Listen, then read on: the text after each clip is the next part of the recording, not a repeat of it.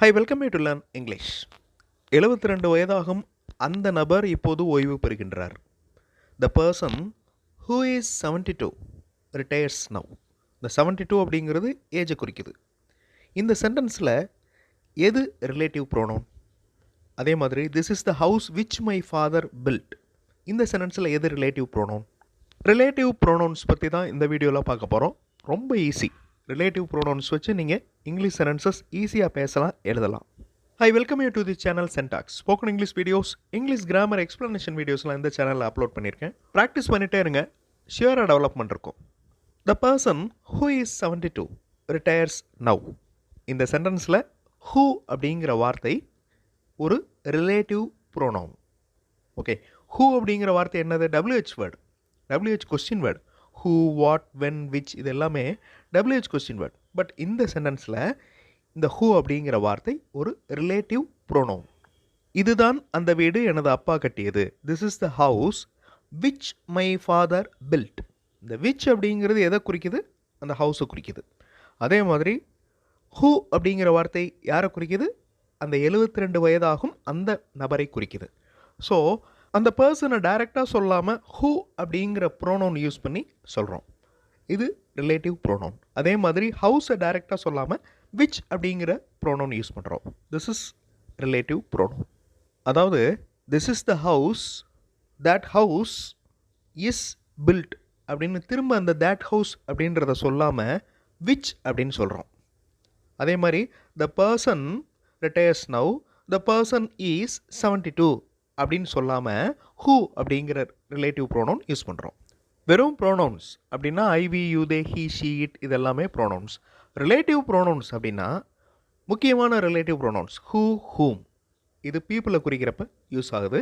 அதே மாதிரி விச் அப்படிங்கிற அந்த ரிலேட்டிவ் ப்ரோனவுன் திங்ஸ் பொருட்களை குறிக்கிறதுக்கு யூஸ் ஆகுது. தேட் அப்படிங்கிற ரிலேட்டிவ் ப்ரோனவுன் பீப்புளையும் குறிக்கும், திங்ஸையும் குறிக்கும். Graham Bell is the man. Graham Bell ஒரு மனிதர். Graham Bell invented telephone. கிரஹாம்பல் டெலிஃபோனை கண்டுபிடித்தார். இது ரெண்டு சென்டென்சஸை ரிலேட்டிவ் ப்ரோனவுன் யூஸ் பண்ணி ஒரு சென்டென்ஸாக சொல்கிறோம். Graham Bell is the man who invented telephone. அந்த ஹூ அப்படிங்கிற வார்த்தை பர்சனை குறிக்குது. அந்த இடத்துல தேட்டும் யூஸ் பண்ணலாம். Graham Bell is the man that invented telephone. கிளாஸில் ஸ்டூடெண்ட்ஸுக்கு கிராமர் டீச் பண்ணுறப்ப வேறு ஏதாவது ஒரு இன்ஃபர்மேஷன் சொல்கிற மாதிரி வரும். அதே மாதிரி இந்த வீடியோவில் ரிலேட்டிவ் ப்ரோனவுன் பற்றி பார்த்துக்கிட்டு இருக்கோம். அதில் ஒரு சின்ன இன்ஃபர்மேஷன். Invented, discovered. ஏன் டிஸ்கவர்டு வரக்கூடாது கிரஹாம்பல் அப்படிங்கிற அந்த சென்டென்ஸில்? Graham Bell is the man who discovered telephone அப்படின்னு ஏன் வரக்கூடாது? அதே மாதிரி கொலம்பஸ் இன்வென்டட் தி அமெரிக்காஸ் அப்படின்னு ஏன் வரக்கூடாது? ஏன்னா இன்வென்ஷன் அப்படின்னா ஒரு புது விஷயத்தை மைண்டில் யோசித்து கண்டுபிடிக்கிறது, கிரியேட் பண்ணுறது. டிஸ்கவர் அப்படின்னா ஏற்கனவே இருக்கிற விஷயம்தான், வெளியே யாருக்கும் தெரியாமல் இருந்துச்சு, அப்புறம் நீங்கள் கண்டுபிடிச்சி தெரியுது, அது டிஸ்கவர். ஸோ எக்ஸிஸ்டிங் ஏற்கனவே இருக்கிறத கண்டுபிடிக்கிறதுக்கு டிஸ்கவர் தான் யூஸ் பண்ணணும். புதுசாக யோசித்து புதுசாக க்ரியேட் பண்ணுறதுக்கு இன்வென்ஷன் தான் வரணும். ஸோ இந்த டெலிஃபோன் அப்படிங்கிறது இன்வென்ட் செய்யப்பட்டது. Graham Bell is the man who invented telephone. Columbus discovered the Americas. North America, south America அப்படின்னு கான்டினெண்ட்டாக இருந்துச்சு, அதனால் அமெரிக்காஸ் அப்படின்னு ப்ளூரலில் சொல்கிறோம். So Columbus discovered the Americas. Now return to relative pronouns. So இந்த ஹூ, ஹூம் அப்படிங்கிறது மக்களுக்கு யூஸ் ஆகுது, பீப்புளுக்கு மென்ஷன் பண்ணுறப்ப யூஸ் ஆகுது. விச் அப்படிங்கிறது பொருட்களை மென்ஷன் பண்ணுறப்ப யூஸ் ஆகுது. தேட் அப்படிங்கிறது சம்டைம்ஸ் ரெண்டுக்குமே யூஸ் ஆகுது, பீப்புள் அண்ட் திங்ஸ். ரெண்டு சென்டென்சஸை ஒன்றா ஆக்குது. ரிலேட்டிவ் ப்ரோனவுன் யூஸ் பண்ணி ஒன்றா ஆக்கிட்டோம். கிரஹாம்பல் இஸ் தி மேன் அது ஒரு சென்டென்ஸ், கிரஹாம்பல் இன்வென்டட் டெலிஃபோன் அது ஒரு சென்டென்ஸ். ரெண்டையும் கனெக்ட் பண்ணுது அந்த ஹூ அப்படிங்கிற ரிலேட்டிவ் ப்ரோனவுன். வீடியோ பாஸ் பண்ணிவிட்டு இந்த சென்டென்ஸை ட்ரை பண்ணுங்கள். எனக்கு நன்கு படம் எடுக்கும் ஒரு மொபைல் வேண்டும். ஐ வாண்ட் அப்படின்னு அந்த சென்டென்ஸ் ஸ்டார்ட் பண்ணணும். அதே மாதிரி பச்சை நிற சட்டை அணிந்திருக்கும் அந்த மாணவன் பெயர் என்ன? வாட் இஸ் த அப்படின்னு அந்த சென்டென்ஸ் ஆரம்பிக்கணும், அந்த கொஸ்டின் ஆரம்பிக்கணும். ஸோ வீடியோ பாஸ் பண்ணிவிட்டு ட்ரை பண்ணுங்கள், கண்டிப்பாக உங்களால் முடியும். ரிலேட்டிவ் ப்ரோனவுன் இங்கே யூஸ் பண்ணணும். எனக்கு நன்கு படம் எடுக்கும் ஒரு மொபைல் வேண்டும். I want a mobile which tax good photo. இந்த விச் அப்படிங்கிறது பொருளுக்கு யூஸ் பண்ணுறது. Okay, which tax good photo. I want a mobile that takes good photo. ரெண்டு சென்டென்சஸுமே கரெக்ட் தான். இங்கிலீஷ் மாடல் சென்டென்சஸ் பார்த்தோம். இங்கிலீஷில் பேசுகிறதுக்கு எழுதுறதுக்கு ப்ராக்டிஸ் பண்ணலாம். இன்னொரு சேனல் சென்டாக்ஸ் ப்ளஸில் இங்கிலீஷ் மாடல் சென்டென்சஸ் இருக்கிற வீடியோஸ் அப்லோட் பண்ணியிருக்கேன். அந்த சேனல் வீடியோஸும் பாருங்கள், கண்டிப்பாக உங்களுக்கு யூஸ்ஃபுல்லாக இருக்கும். க்ரீன் கலர் ஷர்ட் ஒரு ஸ்டூடெண்ட் போட்டிருக்கான். அந்த க்ரீன் கலர் போட்டிருக்கிற ஸ்டூடெண்ட் பேர் என்ன? ஸோ இந்த 2 சென்டென்சஸை ஒன்றா மாற்றிட்டோம். பச்சை நிற சட்டை அணிந்திருக்கும் அந்த மாணவன் பெயர் என்ன? What is the name of the student who wears green shirt? What is the name of the student that is wearing green shirt? Relative pronouns இன்னும் அதிகப்படியான தகவல்கள் சொல்கிறதுக்கு யூஸ் பண்ணுவோம். Okay, John has just retired. அந்த சென்டென்ஸை பாருங்கள். John has just retired.